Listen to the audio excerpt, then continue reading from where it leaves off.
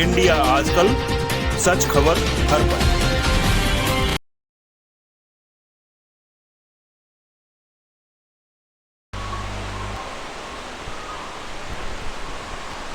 नमस्कार, इंडिया आजकल में आपका स्वागत है। पेश है नया वीडियो। क्या 2024 में विपक्षी एकता चढ़ेगी परवान?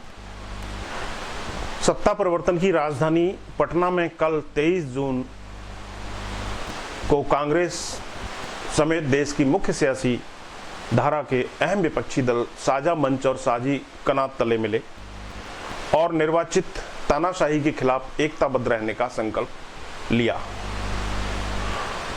जाहिर है कि इस संकल्प की भूमिका और परिणाम अगले वर्ष 2024 में होने वाले लोकसभा चुनाव में दिखाई देंगे।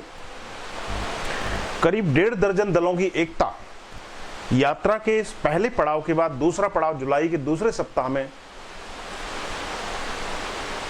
शिमला में होगा। फिलहाल इस यात्रा की शुरुआत प्रभावशाली और परिणाम मूलक दिखाई दे रही है। समापन के क्षणों में मंच पर तृणमूल कांग्रेस की सुप्रीमो व पश्चिम बंगाल की मुख्यमंत्री ममता बनर्जी का यह वाक्य गौरतलब है कि किताबों में भाजपा इतिहास को बदलती है, हम उसे हटाकर इतिहास को बदल देंगे। राहुल गांधी की चेतावनी भरी भविष्यवाणी थी कि आगामी चुनावों में हम भाजपा को शिकस्त देकर ही रहेंगे।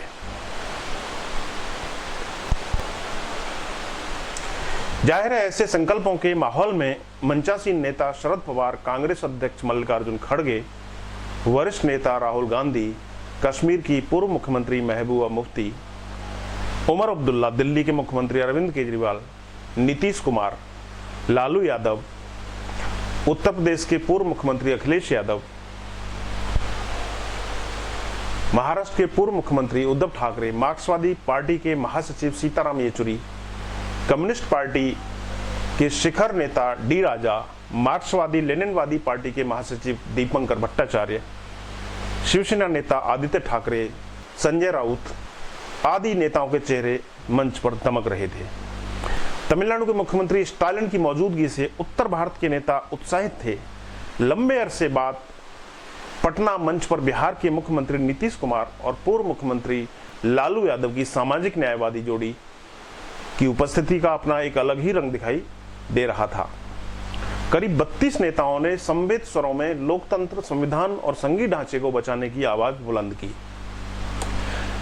जाहिर है, नीतीश लालू जोड़ी का संदेश भी उत्तर भारत के पिछड़ा वर्ग समाज को प्रभावित किए बिना नहीं रहेगा। अलबत्ता दलित समाज की नेता व पूर्व मुख्यमंत्री मायावती की अनुपस्थिति जरूर खल रही थी।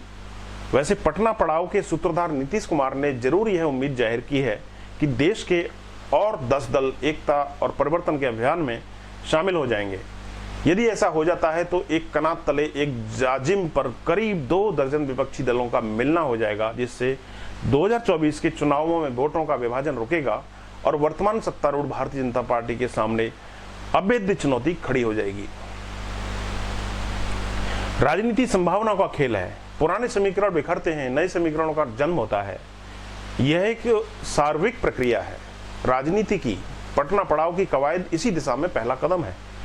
याद करा दें, देश में गठबंधन का या महागठबंधन के निर्माण की कवायद पहली कोशिश नहीं है। इससे पहले भी ऐसी कवायदें होती रही हैं। कांग्रेस को सत्ता में आने से रोकने के लिए भाजपा नेता अटल बिहारी वाजपेयी के नेतृत्व में 1988-99 में विपक्ष का महागठबंधन अस्तित्व में आया था। 1977 में चुनाव में तत्कालीन प्रधानमंत्री इंदिरा गांधी के खिलाफ जनता पार्टी भी विपरीत विचारधाराओं के समीकरण का परिणाम था। 1979 में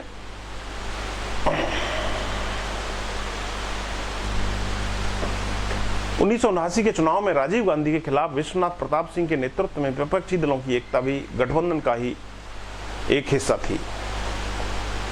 सो पटना पड़ाव को लेकर के भाजपा नेताओं का तिल मिलाना और इसे फोटो अवसर कहना स्वयं की विगत कवायदों और सफलताओं को कटघरे में खड़ा करना तथा झुटलाना है। असल सवाल यह है कि महागठबंधन की जरूरत क्यों पैदा होती रही है। इसका एक ही उत्तर है और वो यह है कि जब समकालीन सत्ताधीशों पर तानाशाही व आत्ममुग्धता की प्रवृत्तियां हावी हो जाती हैं और लोकतंत्र और संवैधानिक संस्थाओं का हाशियाकरण होने लगता है, तब प्रतिरोधी शक्तियां एकजुट होती हैं तथा प्रतिगामी ताकतों से टकराती हैं। वर्तमान दौर का परिदृश्य कुछ ऐसा ही नजर आ रहा है। पिछले 9 सालों में लोकतंत्र और संविधान सम्मत शासन के सवाल पर भाजपा का सत्ता प्रतिष्ठान प्रतिगामी दिखाई देता रहा है। सत्ता प्रतिष्ठान से एक प्रकार से निर्वाचित अधिनायकवाद की बू आ रही है। प्रधानमंत्री नरेंद्र मोदी विदेशों में लोकतंत्र का राग पंचम स्वर में आलाप रहे हैं, वहीं घरेलू मोर्चे पर विभिन्न तरीके से विपक्ष की आवाज का दमन करते रहते हैं। इसके साथ ही संघीय ढांचे को कमजोर करने से पीछे भी नहीं रहते। डबल इंजन की सरकार और केजरीवाल सरकार के खिलाफ अध्यादेश जारी करने जैसी घटनाओं से लोकतंत्र मजबूत नहीं होता है। जम्मू कश्मीर में करीब 5 साल से केंद्रीय शासन है तथा क्या इससे लोकतंत्र मजबूत हो रहा है? हिंदुत्व और अखंड भारत की दुहाई देकर देश में ध्रुवीकरण की राजनीति की जा रही है। जहां भाजपा हार जाती है, उन प्रदेशों की निर्वाचित सरकारों को निर्वासित कर दिया जाता है और उनको अस्त व्यस्त करके अपनी सरकार को जनता पर थोप दिया जाता है। मध्य प्रदेश, महाराष्ट्र जैसे राज्यों की घटनाएं भाजपा शासन की निरंकुशता की तस्दीक करती हैं। मणिपुर की हिंसक त्रासदी में डबल इंजन की दयनीय नाकामयाबी ही दिखाई दे रही है।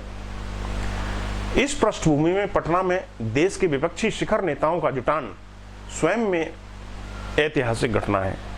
विगत में पटना से परिवर्तन का आगाज होता रहा है।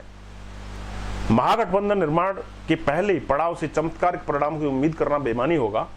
शायद इसीलिए कांग्रेस के पूर्व अध्यक्ष राहुल गांधी ने खुले मन से स्वीकारा भी कि हम लोगों के बीच छोटे मोटे मतभेद हैं, लेकिन एकता का सवाल इससे बड़ा है। इसलिए दीर्घकालीन एकता की बुनियाद है साझा न्यूनतम कार्यक्रम बनाना। स्वाभाविक है, इस कार्यक्रम के अंतर्गत विभिन्न विचारधाराओं के दलों की अपेक्षाओं को संबोधित किया जाएगा।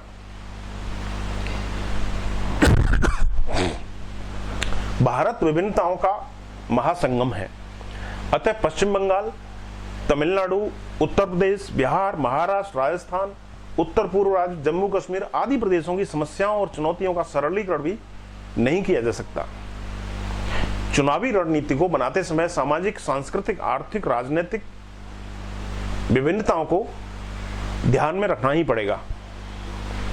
चुनावों में वोटों का विभाजन, बिखराव न हो, इसके लिए सर्वसम्मत फार्मूला बनाना पड़ेगा। इसके लिए यह अत्यावश्यक है कि भाजपा के विरुद्ध विपक्ष का एक साझा उम्मीदवार खड़ा किया जाए। सोचा यह भी गया है कि जिस प्रदेश में जो दल पहले से ही मजबूत है उसे भाजपा हराओ अभियान का नेतृत्व सौंप दिया जाए। चूंकि कांग्रेस सबसे बड़ा दल है और देश का पूर्व शासक दल भी रहा है, इसलिए उसकी महत्वपूर्ण भूमिका को नजरअंदाज भी नहीं किया जाना चाहिए। इसके साथ ही कांग्रेस से भी यह अपेक्षित है कि वह सहयोगी दलों की भूमिका और योगदान को मान्यता दे। लालू यादव के मत में कांग्रेस उदारता दिखलाए। यह सच भी है कि अब क्षेत्रीय दलों की महत्वाकांक्षाओं की उपेक्षा नहीं की जा सकती है। क्या तमिलनाडु में डीएमके के रोल को दरकिरार किया जा सकता है? यही बात उत्तर प्रदेश में समाजवादी पार्टी के अध्यक्ष अखिलेश यादव के संबंध में कही जा सकती है। क्या महबूबा मुफ्ती, फारूक अब्दुल्ला जैसे नेताओं को नजरअंदाज किया जाना चाहिए? महाराष्ट्र में शरद पवार और शिवसेना के उद्धव ठाकरे के महत्व को स्वीकार करना ही पड़ेगा। इसीलिए महागठबंधन के वाहकों को संवेदनशीलता व समझदारी का प्रदर्शन करना पड़ेगा। इस समय देश का प्रमुख अंतर्विरोध है लोकतंत्र संविधान की रक्षा। इसके लिए महागठबंधन के सभी घटकों को परस्पूरक उदारता की नीति से काम लेना चाहिए। देश में यह आम धारणा है कि यदि अगले वर्ष मोदी सत्ता प्रतिष्ठान की वापसी हो जाती है तो इसके साथ ही संसदीय चुनाव प्रणाली की भी विदाई की यात्रा शुरू हो जाएगी, और ऐसा होगा ही। फिलहाल यकीन के साथ यह कहना मुश्किल है, पर लोकतांत्रिक शक्तियों, संस्थाओं के और अधिक हाशियाकरण की आशंकाओं से इनकार भी नहीं किया जा सकता है। इसीलिए इस दौर का महागठबंधन सिर्फ भाजपा विस्थापन या सत्ता प्राप्ति के लिए ही नहीं होना चाहिए, बल्कि भारत के विचार और बहुलतावादी चरित्र को सुरक्षित, सुदृढ़ बनाए रखने के लिए भी होना परम आवश्यक है। यदि इस ऐतिहासिक अवसर के साथ विश्वासघात होता है तो सदियां इतिहास में प्रतिरोधी शक्तियों को माफ नहीं करेंगी। पूर्व मुख्यमंत्री लालू यादव के चिर परिचित निराले अंदाज के साथ इस वीडियो को समाप्त किया जा सकता है कि आई एम फिट नाउ, और अब मोदी भाजपा को फिट कर देंगे। धन्यवाद।